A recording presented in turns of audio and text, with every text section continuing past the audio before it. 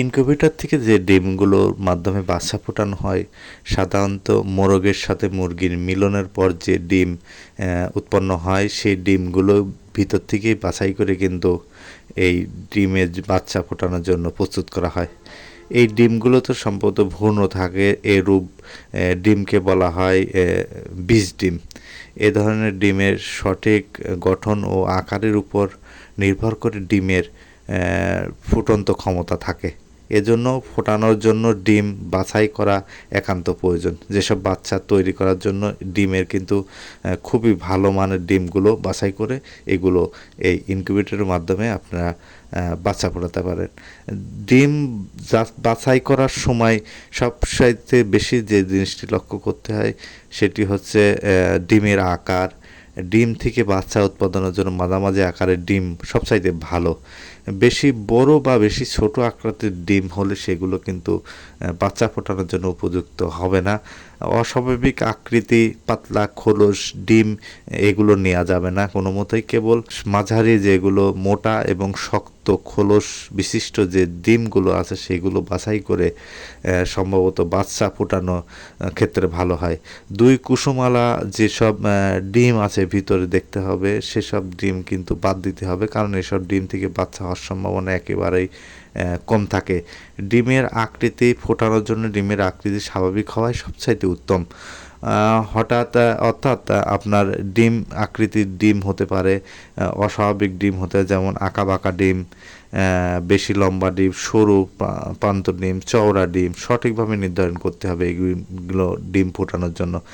ডিম ফোটানোর জন্য নির্বাচন করা এগুলো খুবই জরুরি, কারণ ডিম সব ধরনের ডিমে কিন্তু ডিমে বাচ্চা ফোটানো সম্ভব নয়। ডিমের খোলসের রং সেদিক থেকে খেয়াল রাখতে মুরগির জাতভেদ বিভিন্ন রঙের ডিম পাওয়া যায়। ডিমের খোলস রং সাদা, বাদামি, কালো ও কালচে হতে পারে।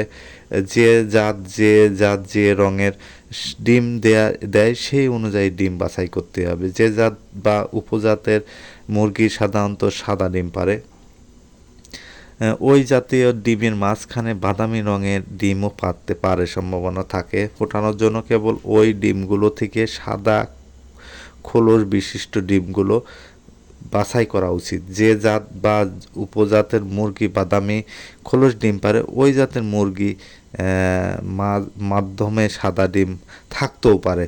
ফোটানোর জন্য কেবল বাদামি খোলস বিশিষ্ট ডিমগুলো বাছাই ও ইনকিউবেটরের মাধ্যমে বসানো উচিত বলে পরামর্শ দিয়ে থাকে। এগুলো সবচাইতে বেশি খেয়াল রাখতে হয় ডিমের খোলস গঠনের সাথে স্ফোট ক্ষমতা থাকতে হবে।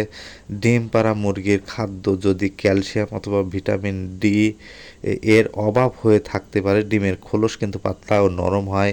এছাড়া পাতলা খোসার ডিম ফোটার জন্য অনেক কম হয়, কারণ এগুলো ফুটতে চায় না সহজে বাচ্চা, তাই পাতলা খোলস সম্পন্ন ডিম ফোটানোর জন্য বাছাই না করাই ভালো। শক্ত খোসা ও মিষ্ট যেসব ডিম আছে যেগুলো দেখতে ভালো এবং মাঝারি সাইজের সেই ডিমগুলো বাচ্চা ফোটানোর জন্য খুবই উত্তম। ফাটা বা ভাঙা ডিম কোনো রকমই কিন্তু এতে দেয়া যাবে না। ফাটা বা ভাঙা ডিম ফোটানোর জন্য মোটেও বিবেচনা করবেন না আপনারা, কারণ ফাটা ডিম ফোটে না, কারণ এর থেকে বাচ্চা হওয়ার সম্ভাবনা থাকে না। ডিম ফাটা কিনা তা পরীক্ষার জন্য দুটি ডিমকে একত্রে নিয়ে পরস্পরের আস্তে আস্তে আঘাত করলে ডিম ফাটা কিনা শব্দে কিন্তু বোঝা যায়। এটি বুঝতে পারবেন আপনারা। আলোর সাহায্যেও কিন্তু পরীক্ষা করলে ডিম ফাটা কিনা তা শনাক্ত করা যায়। এই বিষয়ে আরও যেসব আপনাদের খেয়াল রাখতে হবে, ডিমের ভিতরের বৈশিষ্ট্যগুলো যেমন থাকতে পারে ডিমের ভিতরে স্বচ্ছ হলেও এবং কুসুম ডিমের মাঝখানে থাকবে, সেই ডিম ফোটানোর জন্য খুবই উপকৃত হবেন ডিম বাচ্চা ফোটানোর জন্য। আলোর সাহায্যে ডিমের ভিতরের অংশ সহজে পরীক্ষা করা যায়।